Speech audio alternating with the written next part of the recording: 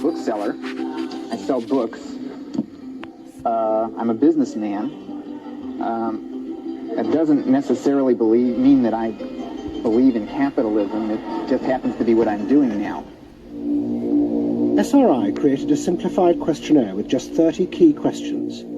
Anyone who answered them could be immediately fitted into a dozen or so of these new groups. It allowed businesses to identify which groups were buying their products, and from that, how the goods could be marketed, so they became powerful emblems of those groups' inner values and lifestyles.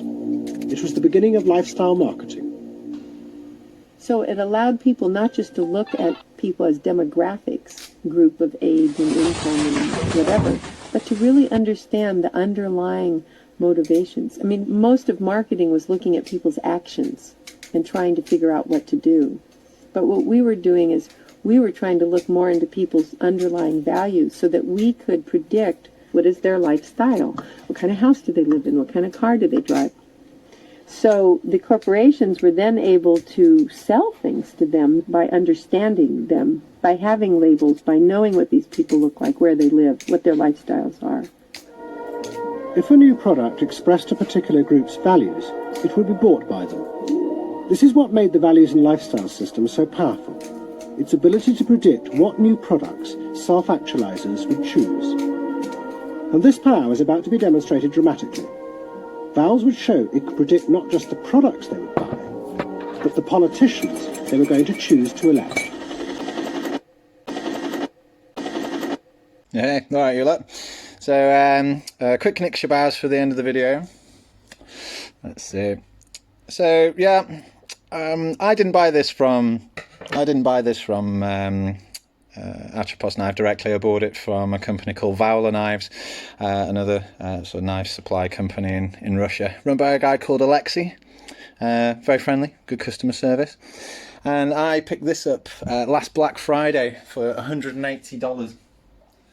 Or thereabouts, I think it was $180, which seemed like which seemed quite reasonable at that price because it was way over 200 before, and I'm not sure when it starts getting that high up, you know.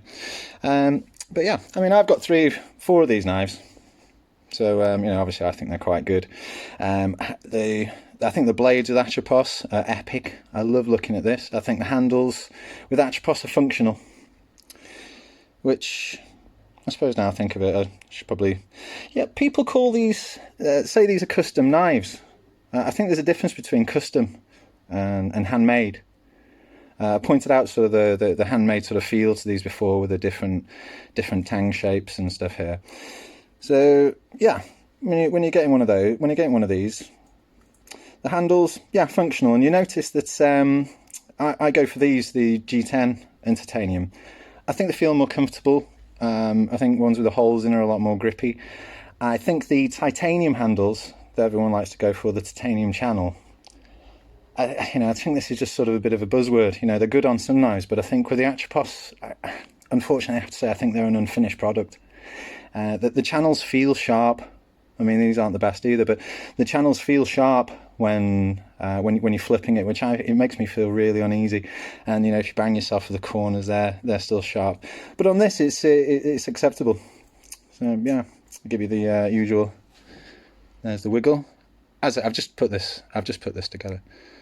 There we go. Give you a tap test. It's still got a bit. I'll have to tighten up it and do a bit of Loctiting. Yeah. So what else can I say about this here? Yeah, when I swap this out, I can show you the hardware closer. When I swapped the hardware out on this particular one, when the trainer blade was in, there was no play apart from if I tuned it badly. And you can see in the previous video where it sort of banged against it here, which I would say this probably wouldn't happen with a regular blade because it's not that square, and that's sort of a bang that and made that there. But when I swapped it out and tried to put the Kirat blade in, no matter what the bushings, no matter how much I played around with them in the what are they, bronze washers, it was just rubbing against the inside. So I ended up doubling up and putting all 4 in. So and now it's okay apart from that little bit of tap. But like I say, I much prefer these handles. They feel much more organic. They can get a bit slippy. Definitely better than the titanium channel ones, especially the tank cups here. When you're sort of flipping the titanium channel ones, it actually removes flesh. And you can see, as I say, these knives do have their faults being sort of handmade. Even with this one here, you can see you get a little bit of pinch. Doesn't happen often, but I forgive it for how epic the blade looks. And I don't know, most of you guys are probably on Instagram as well. If you look at the new Kirat blades, they get sort of a bit narrower down here, and that's, I think maybe he's got some complaints about that pinch, and he's changed that a little bit, so that's an improvement. I like the overall shape of this knife as well. It's like an arrow. It's all slender and going the same direction. Yeah, that's all I've got to say about this one, really. I think it's got good balance, it's predictable, reliable. Yeah. These little rubber rings, they're mine, by the way. I can't remember where I picked them up from online, but they're great, and you push them down and yeah, stops it banging. This actually came with a little bit of damage on here as well. When you order from Valenize, it doesn't come with a box if you like your boxes. I don't know if someone had flipped this knife before me, but like again, I say with the handmade nature of these knives and all the hardware is different, as you'll notice throughout the reviews. It's either something that will really piss you off, or you know, you won't mind it, because they're so kind of personalised in that way. Everyone's a bit different, as opposed to customised. Anyway, cool. Thanks for watching. Subscribe, you buggers. It was the beginning of Lifestyle Mock.